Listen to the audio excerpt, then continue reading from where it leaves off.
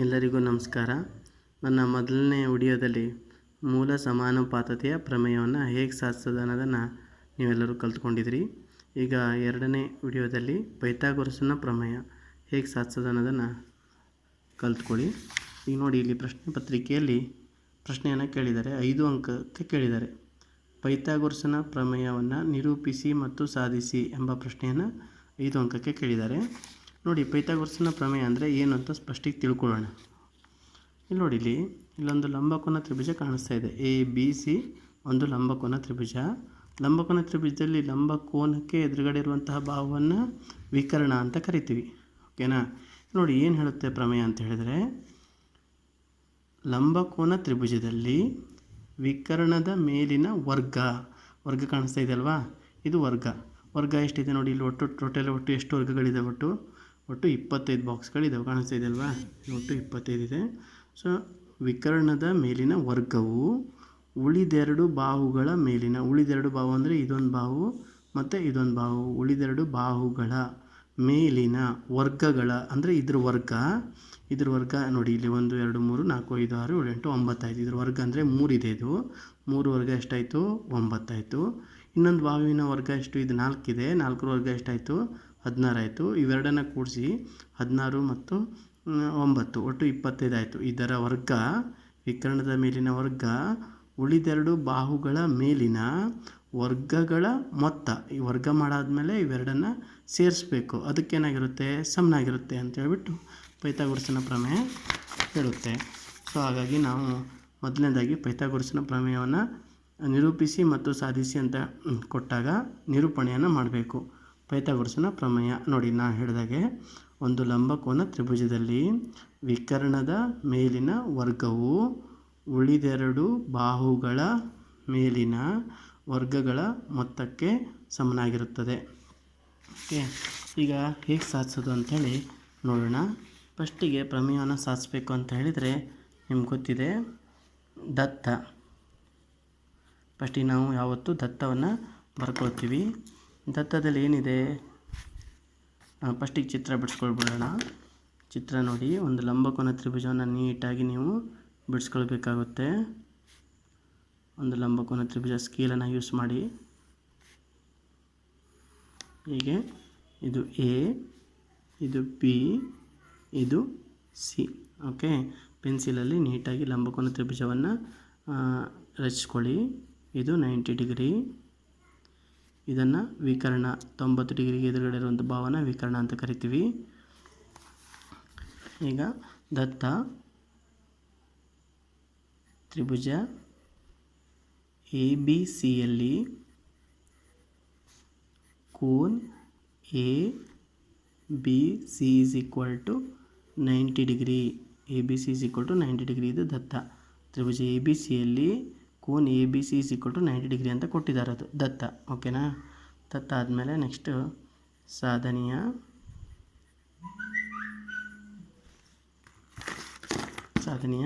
ಏನು ಸಾಧಿಸ್ಬೇಕು ಈಗ ನಾವು? ಹಾಗಾದರೆ ಈಗ ವಿಕರ್ಣದ ಮೇಲಿನ ವರ್ಗವು, ವಿಕರ್ಣ ಅಂದರೆ ಯಾವುದು?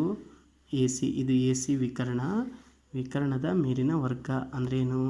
AC² ಉಳಿದೆರಡು ಬಾಹುಗಳ ಮೇಲಿನ ವರ್ಗಗಳ ಮೊತ್ತ. ಉಳಿದೆರಡು ಬಾಹು ಅಂದರೆ ಯಾವುದು? ಇದು BC ಇದರ ವರ್ಗ ಪ್ಲಸ್ ಸೇರಿಸ್ಬೇಕು, ಮೊತ್ತ ಅಂದರೆ ಸೇರಿಸ್ಬೇಕು. ಇನ್ನೊಂದು ಬಾಹು ಯಾವುದು? AB ಇದರ ವರ್ಗ.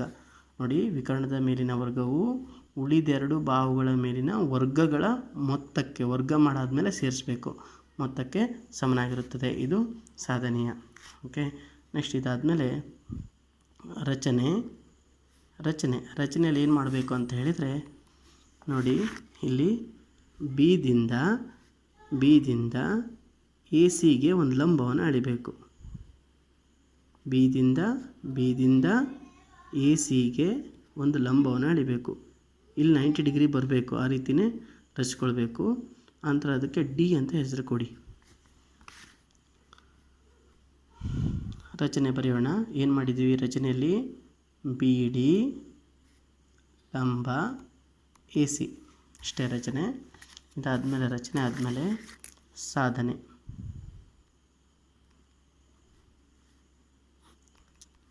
ಏನನ್ನು ಸಾಧಿಸಬೇಕು? ನೋಡೋಣ. ಈಗ ಫಸ್ಟಿಗೆ ಸಾಧನೆಯಲ್ಲಿ 2 ತ್ರಿಭುಜಗಳನ್ನು ಹೋಲಿಸ್ಬೇಕಾಗುತ್ತೆ. ಇಲ್ಲಿ 2 ತ್ರಿಭುಜ ಯಾವುದು ಫಸ್ಟಿಗೆ ಹೋಲಿಸ್ಬೇಕು ಅಂತ ಹೇಳಿದ್ರೆ, ಒಂದು ದೊಡ್ಡ ತ್ರಿಭುಜ ABC, ಅದನ್ನು ತಾಯಿ ಅಂತ ಅಂದ್ಕೊಳ್ಳೋಣ. ಇದಕ್ಕೆ 2 ಮಕ್ಕಳು ಅಂತ ಅಂದ್ಕೊಳ್ಳೋಣ, ಸುಮ್ಮನೆ ತಿಳ್ಕೊಳ್ಳೋಕ್ಕೋಸ್ಕರ. ಈಗ ABC ತಾಯಿಯನ್ನು ಮತ್ತು ಈ ಚಿಕ್ಕ ಮಗು ADBಯನ್ನು ಹೋಲಿಸ್ಬೇಕು. ಅದಕ್ಕೋಸ್ಕರ ನಾವು ಈ ಚಿತ್ರವನ್ನು ಬಿಡಿಸ್ಕೊಳ್ಳೋಣ. ಒಂದು ದೊಡ್ಡ ತ್ರಿಭುಜ ಯಾವುದದು ABC, ಇಲ್ಲಿ 90 ಡಿಗ್ರಿ ಇರೋ ರೀತಿಯೇ ರಚಿಸ್ಕೊಳ್ಳಿ. ನೆಕ್ಸ್ಟ್ ಇನ್ನೊಂದು ಸ್ವಲ್ಪ ಚಿಕ್ಕ ತ್ರಿಭುಜ, ಅದು ಯಾವುದದು ಹೇಳಿ ಕರೆಕ್ಟಾಗಿ ಅದನ್ನು ಹೆಸರನ್ನು ಕೊಟ್ಕೊಳ್ಬೇಕು. ಹೇಗೆ ಕೊಟ್ಕೊಳ್ಳೋದು ನೋಡಿ, ಇದು ABC ಅಂತ ಬರ್ಕೊಂಡಿದ್ದು ದೊಡ್ಡದು. ಸೊ ಚಿಕ್ಕ ತ್ರಿಭುಜದಲ್ಲಿ 90 ಡಿಗ್ರಿ ಇರುವಂತಹ ಕೋನ ಯಾವುದು? ಈ ಕೋನ 90 ಡಿಗ್ರಿ ಇದೆ. ಸೊ ಇಲ್ಲಿ ಈ ತ್ರಿಭುಜದಲ್ಲಿ ಈ ಕೋನ 90 ಡಿಗ್ರಿ ಇದೆ. ಸೊ 90 ಡಿಗ್ರಿ ಇರೋದು ಯಾವುದು? ಈ ಚಿಕ್ಕ ತ್ರಿಭುಜದಲ್ಲಿ ಇದು. ಹಾಗಾಗಿ ಇದಕ್ಕೆ D ಅಂತ ಕೊಡಬೇಕು.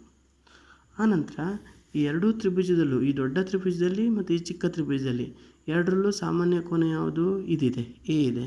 ಹಾಗಾಗಿ ಈ A ಇದೆಯಲ್ಲ ಇಲ್ಲಿ, ಹಾಗಾಗಿ ಇಲ್ಲೂ ಕೂಡ A ಕೊಡಬೇಕು. ಆನಂತರ ಈ ಚಿಕ್ಕ ತ್ರಿಭುಜದಲ್ಲಿ AD ಆಲ್ರೆಡಿ ಗುರ್ತು ಮಾಡಿದ್ದೀವಿ, Bಯನ್ನು ಬಿಟ್ಟಿದ್ದೀವಿ. ಸೊ ಹಾಗಾಗಿ ಉಳಿದ ಒಂದು ಶೃಂಗಕ್ಕೆ B ಅಂತ ಹೆಸರು ಕೊಡಬೇಕು. ಸೊ ಇವೆರಡನ್ನು ಹೋಲಿಸಬೇಕು. ತ್ರಿಭುಜ ABC ಮತ್ತು ತ್ರಿಭುಜ ADBಗಳನ್ನು ಹೋಲಿಸಿದಾಗ ಅಂತ ಬರೀಬೇಕು.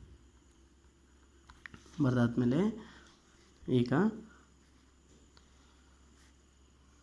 ಈ ಎರಡು ತ್ರಿಭುಜದಲ್ಲಿ ಕೋನ್ A ಈಸ್ ಈಕ್ವಲ್ ಟು ಕೋನ್ A, ಓಕೆ, ಅಥವಾ ಕೋನ್ A ಸಾಮಾನ್ಯ ಕೋನ ಅಂತಲೂ ಬರೆದರೂ ನಡೆಯುತ್ತೆ, ಏಕೆಂದರೆ ಸಾಮಾನ್ಯ ಕೋನ. ಆನಂತರ ಇದಾದಮೇಲೆ ನೆಕ್ಸ್ಟ್ ಕೋನ್ ABC ಈಸ್ ಈಕ್ವಲ್ ಟು ಕೋನ್ ADB is equal to 90 degree. ಏಕಳಿ, ಏಕೆಂದರೆ ದತ್ತ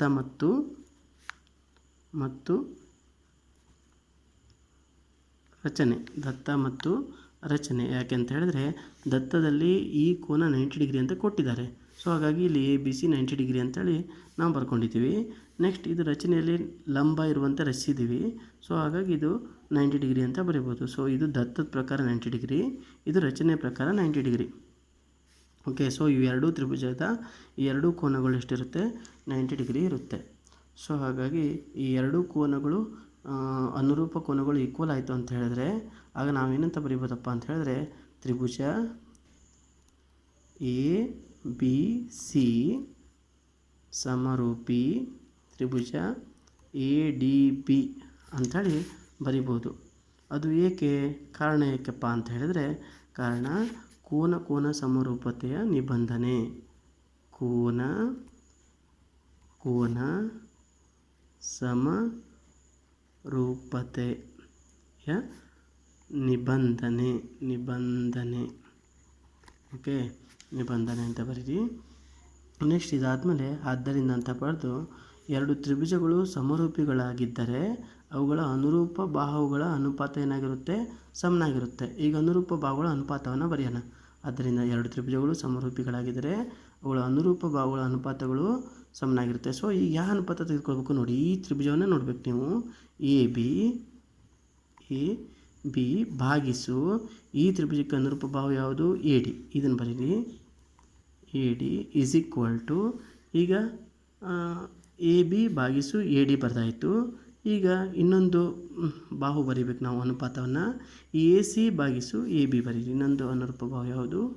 AC ಭಾಗಿಸು AB. ಈ ತ್ರಿಭುಜದ್ದು AC, ಈ ತ್ರಿಭುಜದ್ದು AB.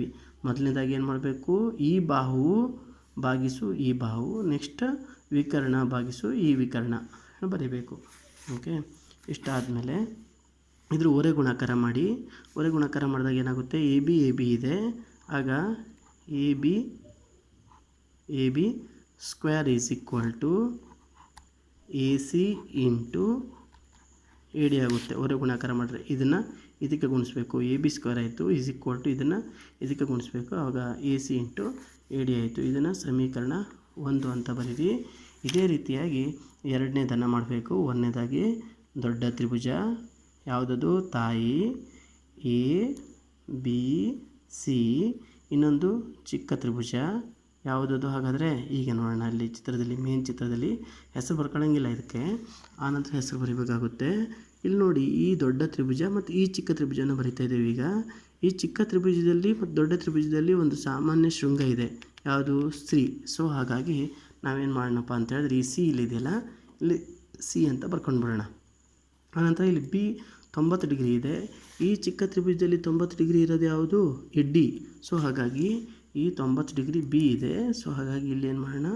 ಡಿ ಅಂತ ಬರ್ಕೊಳ್ಳೋಣ. ಓಕೆ. ಸೊ ಹಾಗಾಗಿ ಉಳಿದದ್ದು ಶೃಂಗ ಯಾವುದು? ಬಿ ಬರೆದಿದ್ದೀವಿ, ಸಿ ಬರೆದಿದ್ದೀವಿ, ಇನ್ನೊಂದು ಡಿ ಬರೆದಿದ್ದೀವಿ, ಸಿ ಬರೆದಿದ್ದೀವಿ. ಇನ್ನೊಂದು ಶೃಂಗ ಯಾವುದು? ಬಿ. ಬಿಟ್ಟಿರುವಂತಹ ಒಂದು ಬಿಂದುವನ್ನು, ಈ ಶೃಂಗವನ್ನು ಬಿ ಅಂತ ಹೆಸರು ಕೊಡೋಣ. ಇಷ್ಟಾದಮೇಲೆ ನಾವು ಇನ್ನೊಂದು ತ್ರಿಭುಜನ ಈಗ ಮೇಲೆ ಹೇಗೆ ಮಾಡಿದ್ದೀವೋ ಅದೇ ರೀತಿಯಾಗಿ ಬರಿತಾ ಹೋಗಬೇಕು. ಏನು ಮಾಡಬೇಕಪ್ಪ ಅಂದರೆ ಎರಡು ತ್ರಿಭುಜದಲ್ಲಿ ಸಾಮಾನ್ಯ ಶೃಂಗ ಯಾವುದು?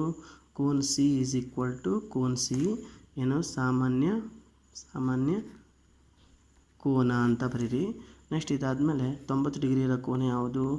A B C is equal to B D C is equal to 90 degree. ಕಾರಣ ಸೇಮ್ ಅದೇ ರೀತಿ ದತ್ತ ಮತ್ತು ರಚನೆ ಅಂತ ಬರೀರಿ. ಇದಾದಮೇಲೆ ಆದ್ದರಿಂದ ಅಂತ ಬರೆದು ಈ ಎರಡು ತ್ರಿಭುಜಗಳು ಏನಂತ ಬರೆಯೋಣ? ತ್ರಿಭುಜ ಎ ಬಿ ಸಿ ಸಮರೂಪಿ ತ್ರಿಭುಜ ಬಿ ಡಿ ಸಿ. ಏಕೆಂದರೆ ಕೋನ ಸಮರೂಪತೆಯ ನಿಬಂಧನೆ ಅಂತ ಬರೀರಿ, ಆಯಿತಾ? ಇದಾದಮೇಲೆ ಏನು ಮಾಡಬೇಕು ಈಗ? ಆದ್ದರಿಂದ ಎರಡು ತ್ರಿಭುಜಗಳು ಸಮರೂಪಿಗಳಾಗಿದ್ದರೆ ಅವುಗಳ ಅನುರೂಪ ಭಾಗಗಳ ಅನುಪಾತ ಏನಾಗಿರುತ್ತೆ? ಸಮನಾಗಿರುತ್ತೆ. ಎರಡು ತ್ರಿಭುಜಗಳು ಸಮರೂಪಿಗಳಾಗಿವೆ ಅಂತ ಸಾಧಿಸಿದ್ವಿ. ಅನುರೂಪ ಭಾಗಗಳ ಅನುಪಾತ ಅಂದರೆ ಇದಕ್ಕೆ ಅನುರೂಪ ಭಾವ ಇದು. ಈ ಫಸ್ಟಿಗೆ ಇದಕ್ಕೆ ಮಾಡಿದ್ವಿ ಮೇಲ್ಗಡೆ, ಇದು ಭಾಗಿಸು ಇದು ಈಸ್ ಈಕ್ವಲ್ ಟು ಇದು ಭಾಗಿಸು ಇದು ಮಾಡಿದ್ವಿ ಮೇಲ್ಗಡೆ. ಬಟ್ ಈಗ ಏನು ಮಾಡಬೇಕಪ್ಪ ಅಂದರೆ ಈ ಪಾದವನ್ನು ತೆಗೆದುಕೊಳ್ಬೇಕು. ಪಾದ ಯಾವುದು? B C. ಆನಂತರ ಇದ್ರ ಪಾದ ಯಾವುದು? D C is equal to, ಆನಂತರ ಇದು ವಿಕರ್ಣ ಸೇಮ್ ಆವಾಗ ನನಗೆ ಈಗ ಏನು ಬರುತ್ತೆ ವಿಕರ್ಣ ನೋಡಿ ಚಿತ್ರದಲ್ಲಿ, ಎ ಸಿ ಭಾಗಿಸು ಬಿ ಸಿ ಇದೆ. ಸೊ ಹಾಗೆ ಮಾಡಿ, ಆಗ ಹೊರೆ ಗುಣಾಕಾರ ಮಾಡಿ. ಇದನ್ನು ಹೊರೆ ಗುಣಾಕಾರ ಅಂದರೆ B C into B C square is equal to A C into D C. ಇದು ಸಮೀಕರಣ 2.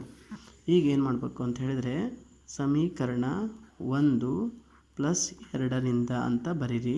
ಇವೆರಡನ್ನು ಕೂಡಿಸಿ ಎಡಗಡೆ ಭಾಗವನ್ನು ಎಡಗಡೆ ಕೂಡಿಸಿ. ನೋಡಿ ಈ ಸಮೀಕರಣದ ಎಡಗಡೆ ಭಾಗ ಯಾವುದು? ಎ ಬಿ ಸ್ಕ್ವೇರ್ ಇದೆ. ಈ ಸಮೀಕರಣದ ಎಡಗಡೆ ಭಾಗ ಯಾವುದಿದೆ? ಬಿ ಸಿ ಸ್ಕ್ವೇರ್ ಇದೆ. ಸೊ ಅವೆರಡನ್ನು ಕೂಡಿಸಿ ಎ ಬಿ ಸ್ಕ್ವೇರ್ ಪ್ಲಸ್ ಈ ಸಮೀಕರಣದ ಎಡಗಡೆ ಭಾಗ B C square is equal to, ಆನಂತರ ಬಲಗಡೆ ಭಾಗ ನೋಡಿ ಇಲ್ಲೇನಿದೆ? A C into A D ಇದೆ, ಪ್ಲಸ್ ಈ ಸಮೀಕರಣದ ಬಲಗಡೆ ಭಾಗ ಏನಿದೆ? A C into D C ಇದೆ. ಇವೆರಡು ಸಮೀಕರಣದಲ್ಲಿ ನೋಡ್ಬೋದು ನೀವು ಎ ಸಿ ಸಾಮಾನ್ಯ ಇದೆ. ಎ ಸಿಯನ್ನು ತೆಗೆದು ಪಕ್ಕಕ್ಕಿಡಿ. ಆಗ ಇಲ್ಲಿ ಉಳ್ಕೊಂಡಿರೋದು ಯಾವುದು? ಎ ಡಿ ಪ್ಲಸ್ ಇಲ್ಲಿ ಉಳ್ಕೊಂಡಿರೋದು ಯಾವುದು? D C. ಯಾಕಂದರೆ ಎ ಸಿಯನ್ನು ತೆಗೆದು ಪಕ್ಕದಲ್ಲಿ ಇಟ್ಟಿದ್ದೀವಿ. ಸೊ ಇದರಲ್ಲಿ ಉಳ್ಕೊಂಡಿದ್ದು ಎ ಡಿ, ಇಲ್ಲಿ ಉಳ್ಕೊಂಡಿದ್ದು ಡಿ ಸಿ. ಓಕೆ. ಈಗ ಇಲ್ಲಿ ಚಿತ್ರದಲ್ಲಿ ನೋಡಿ A D plus D C ಅಂದರೆ ಇವೆರಡರ ಮೊತ್ತ ಏನಾಗಿದೆ? ಎ ಸಿಗೆ ಸಮನಾಗಿದೆ. ಸೊ ಹಾಗಾಗಿ ಈಗ ನಾವೇನು ಮಾಡ್ಬೇಕಪ್ಪ ಅಂತ ಹೇಳಿದ್ರೆ ಮುಂದಿನ ಸ್ಟೆಪ್ಪಲ್ಲಿ ಈ ಎ ಸಿ ಹಾಗೆ ಇರಲಿ, ಈ A D plus D C ಬದಲಿಗೆ ಮತ್ತೇನು ಬರೀಬೇಕು ನಾವು? ಎ ಸಿ ಬರೀಬೇಕು. ಓಕೆ. ಸೊ ಈಗ A C into A C ಅಂದರೆ ಏನಾಯಿತು? A C square. Okay, A C square ಆಯಿತು. ಇಲ್ಲಿ ಇನ್ನೊಂದು ಸ್ಟೆಪ್ಪಲ್ಲಿ ನಾವು ಏನಂತ ಬರೀಬೇಕಿಲ್ಲಿ? A B square plus B C square is equal to A C square. A B square plus B C square is equal to A C square. ಇದು ಪ್ರಮೇಯ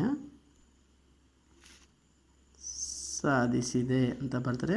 ನಿಮಗೆ 5 ಅಂಕ ಸಿಗ್ತಾಯಿತ್ತು. ಸೊ ಇದೇ ರೀತಿಯಾಗಿ ನೀವು ಪ್ರಾಕ್ಟೀಸ್ ಮಾಡಿ 5 ಅಂಕವನ್ನು ಗಳಿಸ್ಕೊಳ್ಳಿ. Okay, thank you.